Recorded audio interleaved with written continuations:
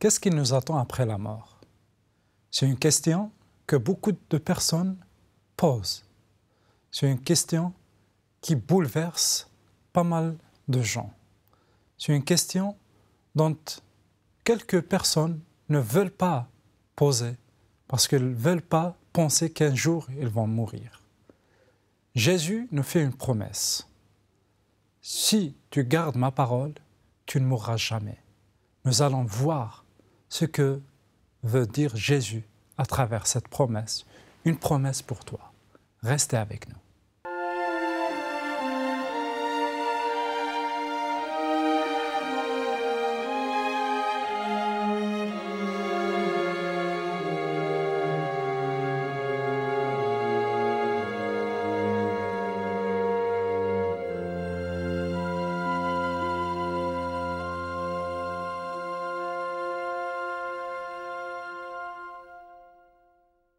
Chers amis, bonjour et bienvenue pour une nouvelle émission sur le thème « Les promesses de Jésus ». À chaque fois, on étudie une promesse. À chaque fois, il y a une promesse qui nous est donnée de la part de Jésus, afin qu'on puisse vivre avec. Et aujourd'hui, avec le pasteur Pierre, nous allons aussi voir une autre promesse, une promesse dans les évangiles.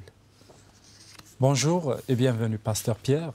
Bonjour Anafi, merci de m'accueillir à nouveau et bien entendu, c'est un plaisir aussi de retrouver tous nos amis, tous nos auditeurs, tous les gens qui nous regardent. Alors, nous aussi, on a le plaisir de t'écouter, mais aussi d'apprendre et de bénéficier de ces promesses, les promesses que tu nous apportes chaque jour. Oui, alors là, j'ai choisi une promesse particulière, en fait, qu'on va trouver dans l'évangile de Jean, au chapitre 8. Pourquoi je dis particulière? Parce que cette promesse, quand Jésus la prononce, il se met en danger, en quelque sorte, par rapport à son auditoire. On a eu l'occasion de dire à diverses reprises que Jésus se présente comme la vérité.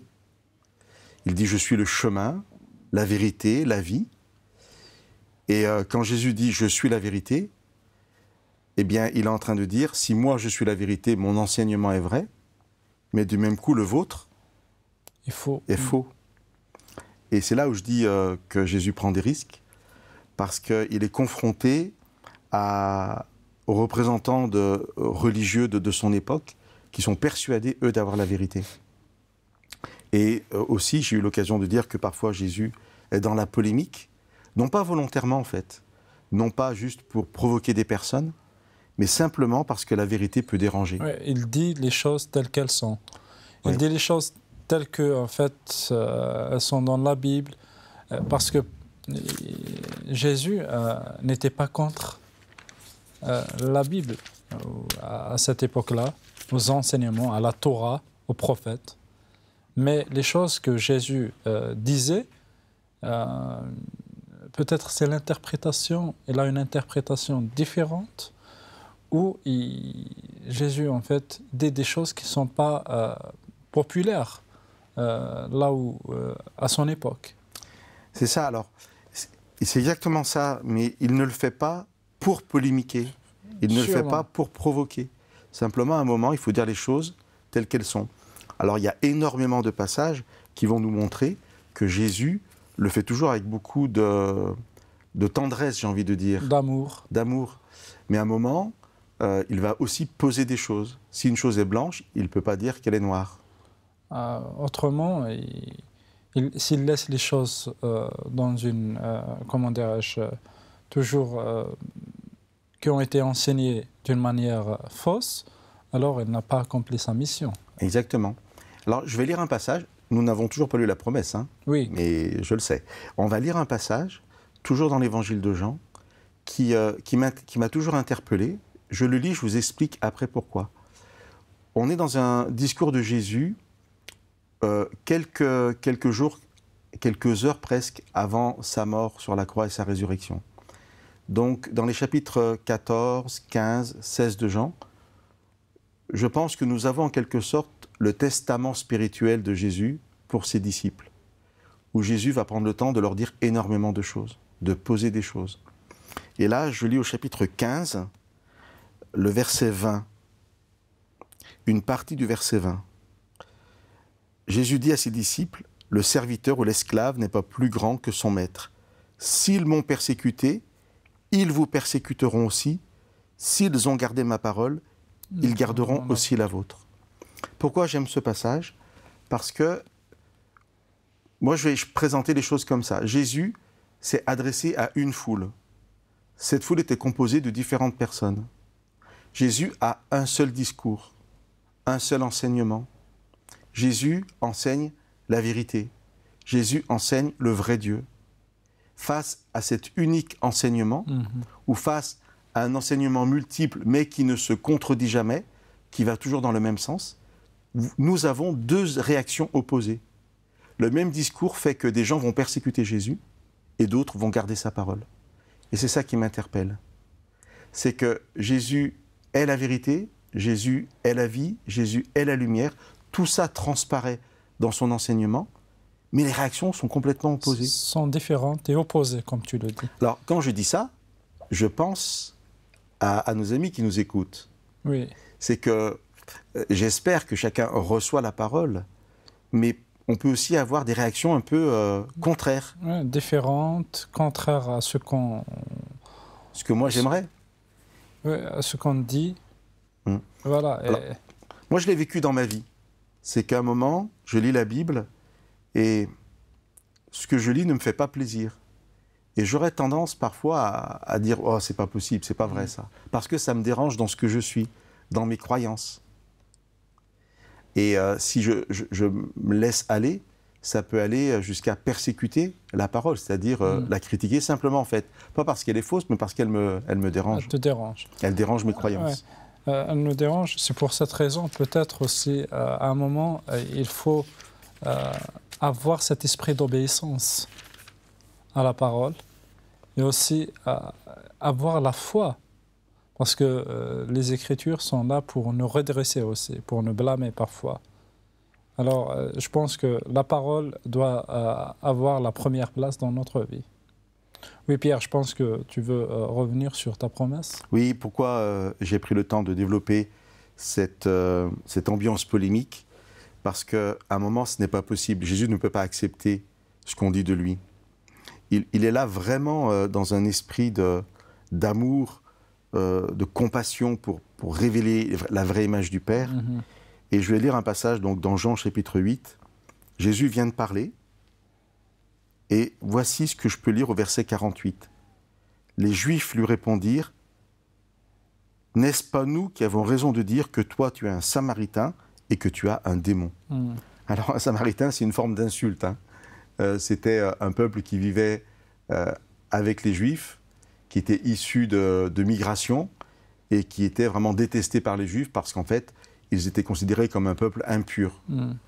Alors qu'ils avaient en fait une croyance très très proche de celle des Juifs. Et je pense que c'est aussi ça qui énervait les Juifs. Ouais. Alors c'est une insulte. On n'a pas raison de dire que tu es un Samaritain, il va encore plus loin, et que tu as un démon. C'est une accusation. C'est très humain, quand on n'est pas d'accord avec quelqu'un, de l'accuser de tout et n'importe quoi. Et puis voilà, ça va se répandre. Et puis c'est intéressant parce que là, les Juifs disent, on n'a pas raison de dire ça. Toi, on l'avait déjà dit, on ne sait pas si on avait raison. Mais là, comme tu continues à dire des choses contraires à ce que nous croyons, tu le confirmes. On a raison. C'est une sorte de confirmation. Exactement. Et Jésus répond, verset 49, « Je n'ai pas de démon. » J'arrive à la promesse qui est au verset 51. « Amen, amen, je vous le dis, si quelqu'un garde ma parole, il ne verra jamais la mort. » Alors, ta promesse aujourd'hui, c'est celle-là, c'est le verset 51. Ouais. Pourquoi j'ai pris ce temps, je me répète, de parler de cette polémique? Parce qu'à un moment, Jésus dit stop. Alors, non seulement je n'ai pas de démon, mais en plus, je vais vous dire le fond des choses. Je vais vous dire vraiment qui je suis. Celui qui garde ma parole ne verra jamais la mort.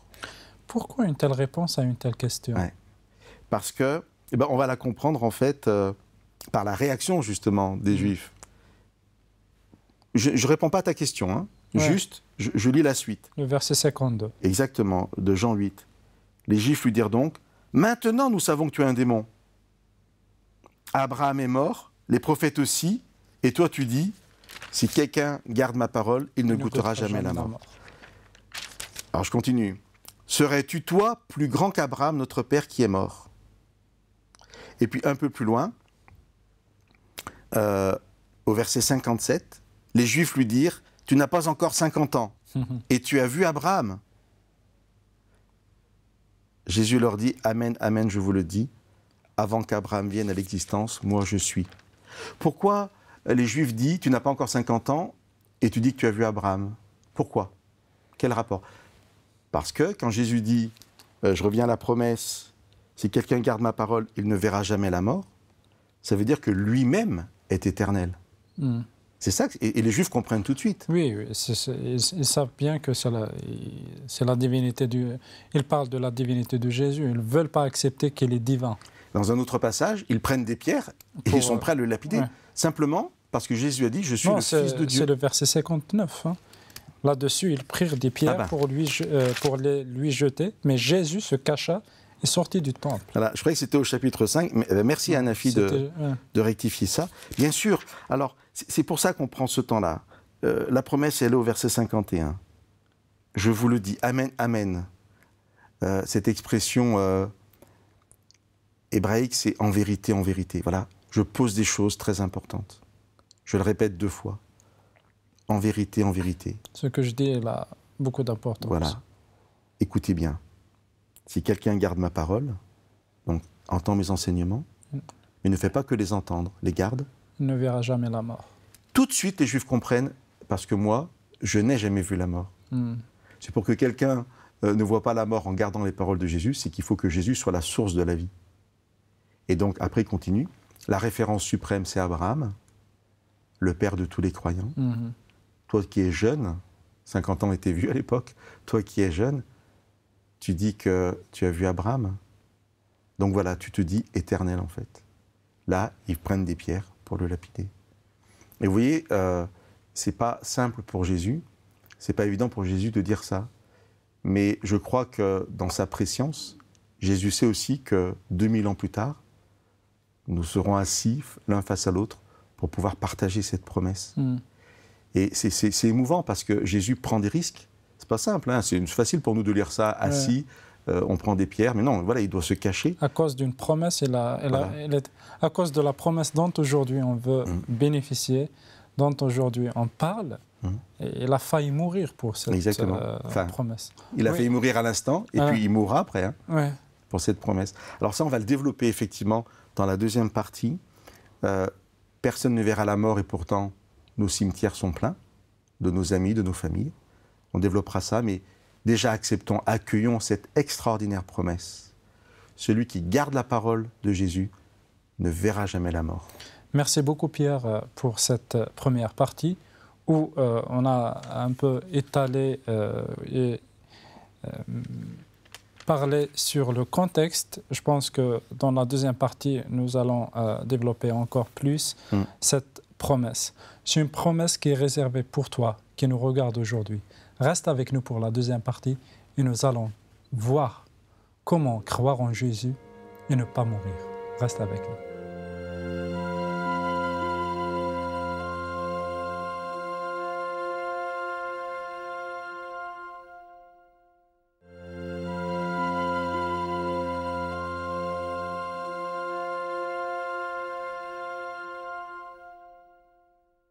Bonjour pour cette deuxième partie.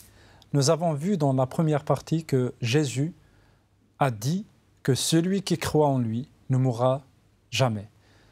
Dans cette deuxième partie, Pasteur Pierre va nous expliquer cette promesse. C'est une promesse qui est réservée pour chacun de nous, pour chacun qui croit en Jésus. Bonjour Pierre, pour cette deuxième partie. Alors, toujours on parle et on travaille sur cette promesse. Amen, amen, je vous le dis. Si quelqu'un garde ma parole, il ne verra jamais la mort. Oui, je ne sais pas si on peut dire que certaines promesses sont plus importantes que d'autres quand ça sort de la bouche de Jésus. Alors, on peut le dire, on ne peut pas le dire, je ne sais pas, mais en tout cas, cette promesse-là va amener des réactions vraiment violentes et nous avons expliqué pourquoi. Elle est un peu particulière. Elle est un peu particulière.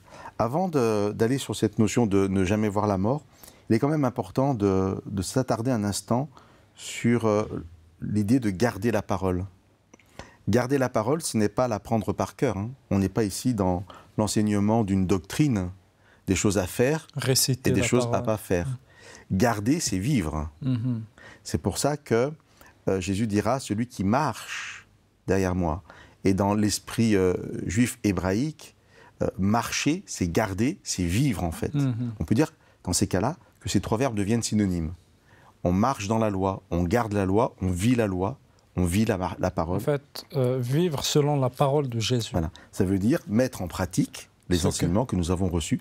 C'est la finale, on peut le dire parce que certaines personnes connaissent bien ce passage, c'est la finale de l'évangile de Matthieu. Jésus va dire aux disciples, enseignez-leur, non pas tout ce que je vous ai appris, mais enseignez-leur à garder, c'est-à-dire à vivre, à pratiquer tout ce que je vous ai appris. Alors c'est important parce que celui qui garde ma parole ne verra jamais la mort, c'est-à-dire que ne pas voir la mort, c'est vivre, c'est recevoir cette promesse incroyable d'une vie éternelle, parce que dès maintenant, nous allons vivre Dieu, vivre la parole de Dieu. Nous allons pratiquer la parole de Dieu, l'enseignement de Jésus, pas simplement le connaître. Alors, l'une des conditions, c'est pas seulement de dire que je connais Jésus, j'ai accepté Jésus. Le fait de dire accepter Jésus, c'est d'accepter ses enseignements et de les mettre en pratique dans notre vie de chaque jour. C'est pas seulement, voilà, moi je suis chrétien, alors je mourrai pas. Absolument. Et si on doit donner qu'un exemple, c'est l'exemple avec un majuscule, aimez-vous les uns les autres. Si j'aime, c'est pas juste le savoir, c'est le vivre. Et le vivre, c'est être dans une dynamique de vie, mais plus que notre vie de quelques années, de quelques dizaines d'années, c'est rentrer dans la vie éternelle. Alors maintenant, nous y arrivons. Nos villes, nos campagnes sont remplies de cimetières qui nous rappellent à chaque fois que tous nous mourrons. C'est bien peut-être la seule chose dont l'être humain sur la terre est persuadé quand il se réveille chaque matin, c'est qu'il va peut-être mourir dans la journée. Et Jésus dit, il ne verra jamais la mort. Alors il faut qu'on explique ça maintenant à nos amis qui nous regardent. Alors on va prendre un verset qui servira de base.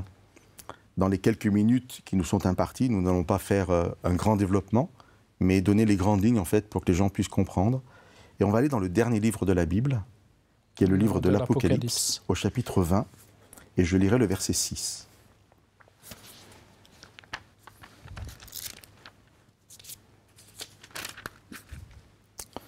Alors, les 5 premiers versets du chapitre 20 vont présenter une réalité, parler de personnes qui vont ressusciter, et je lis le verset 6.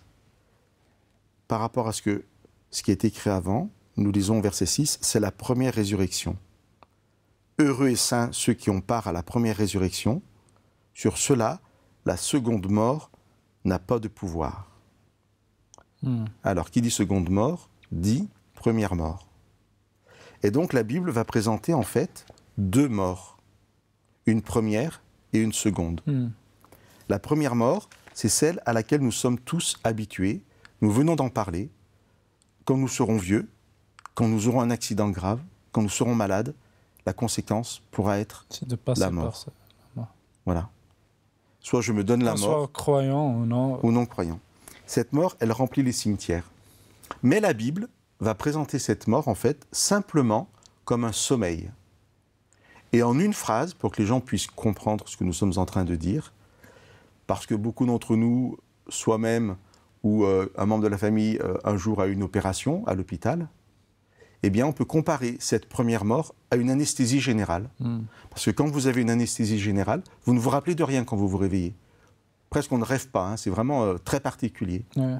Eh bien, ici, nous avons la compréhension de ce qu'est dans la Bible la première mort, celle qui fait que nous allons perdre des êtres chers, que nous sommes dans la tristesse, parce que quelqu'un est mort.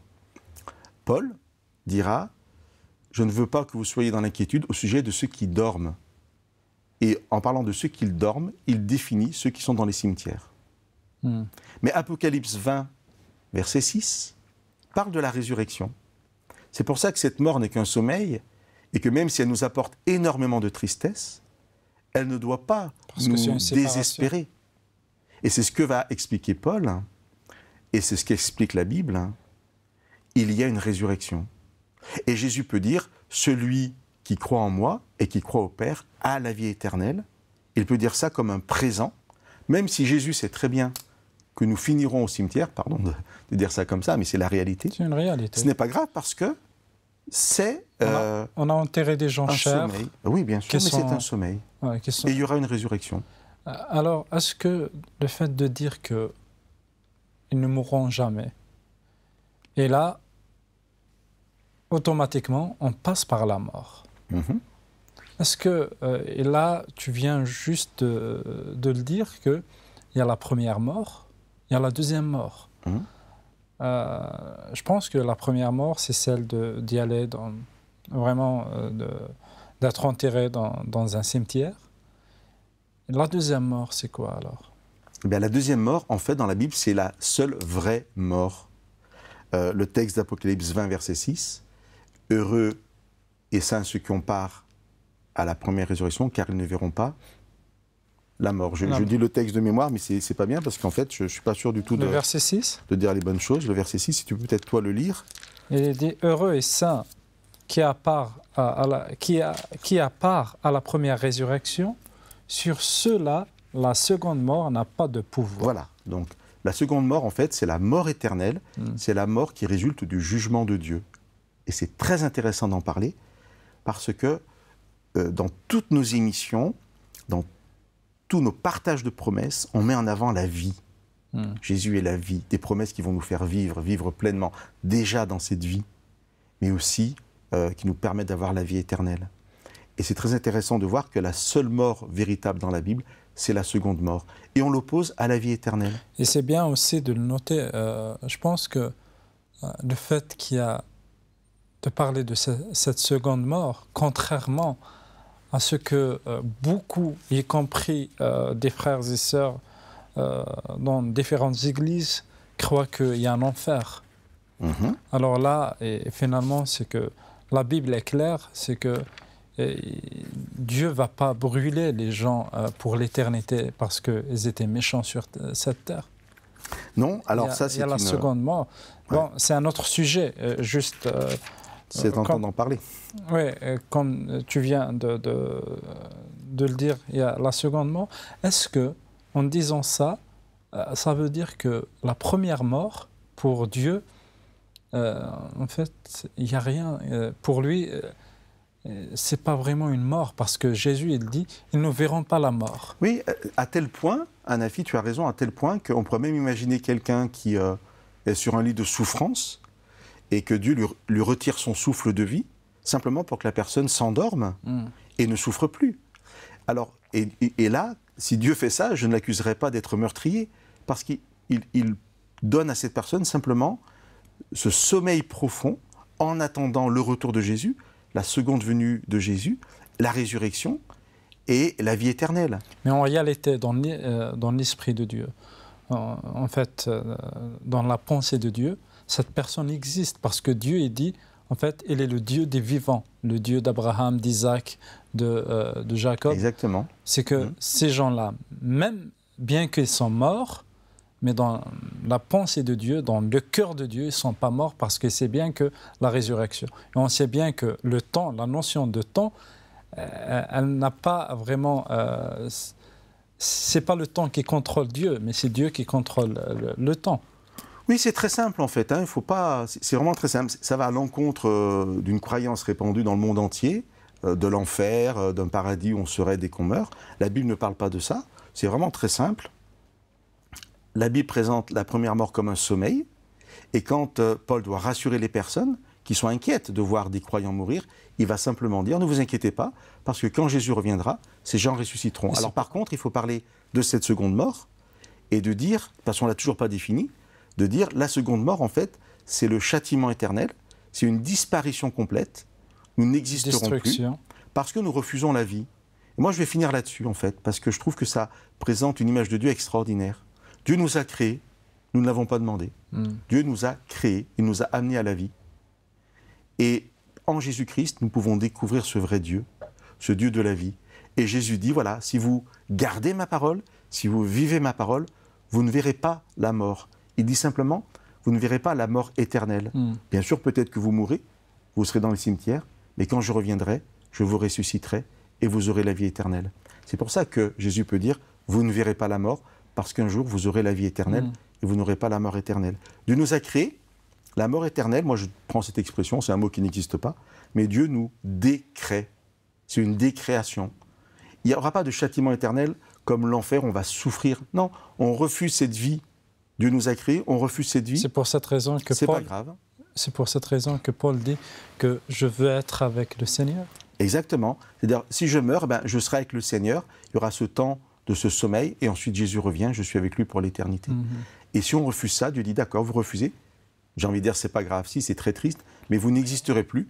Et ça, c'est la seconde mort. Dieu ne veut pas forcer quelqu'un pour qu'il existe pour l'éternité. Exactement, parce qu'il serait malheureux. Ouais. Si on refuse Dieu sur cette terre, pourquoi on l'accepterait pour la vie éternelle? Voilà. Alors, acceptons simplement cette belle promesse, gardons, vivons avec Jésus chaque jour, et nous ne connaîtrons pas cette mort éternelle. Un grand merci, Pierre, pour cette promesse que les enfants de Dieu ne connaîtront jamais la mort. Ce qui veut dire que, chers amis, aujourd'hui, on a l'assurance que Jésus a payé pour nous, que Jésus veut qu'on soit pour l'éternité et veut qu'on dépasse cette mort, comme le dit dans le verset 6 du chapitre 20 d'Apocalypse, il est dit « Heureux et saints qui a part à la première résurrection. Sur ceux-là, la seconde mort n'a pas de pouvoir. » Voici notre promesse pour aujourd'hui et à très très bientôt. Merci.